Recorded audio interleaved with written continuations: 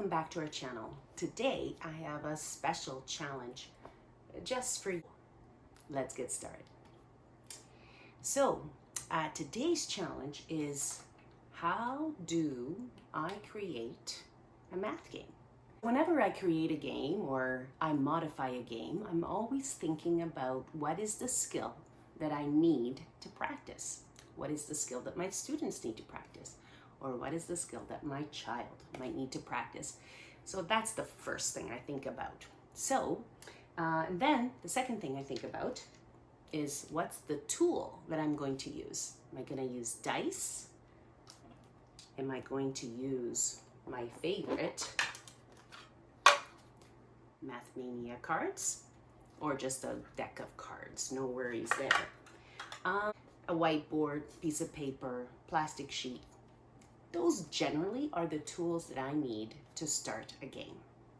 I decided that I'm actually going to use dice for this particular game. So I'm actually creating this game as I'm talking to you. So we'll just see how this plays out.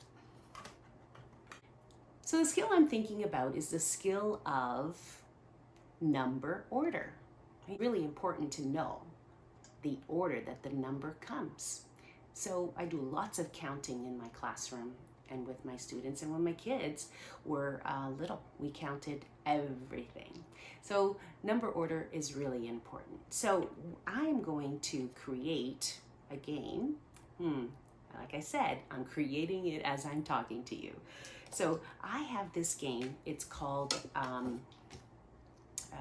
7-Up. And essentially what it is a game where you have to put cards from the order from 1 to 10 before your partner does. So, you know what? I don't have those Power of 10 cards, so I'm going to use these dice. Now, dice only have 6 parts. This would be a really good game, I think, for my kindergarten students. So I'm just going to make. So now that I have my board with 6 spaces and my dice, here's the game. Who can fill their space first and in order? So player A is going to go and he's going to roll the dice, and he got a 4. Now here's where the number order comes into play. Player A needs to know where to place the number 4. So he's going to count 1, 2, 3, 4. Oh, he's going to place it there. Now it is player 2's turn. Oh, and he got a 6. So again, we're practicing our number order. So we're going to count 1, 2, 3, 4, 5, 6. So he puts his 6 there. All right. And the game keeps going until you fill your box.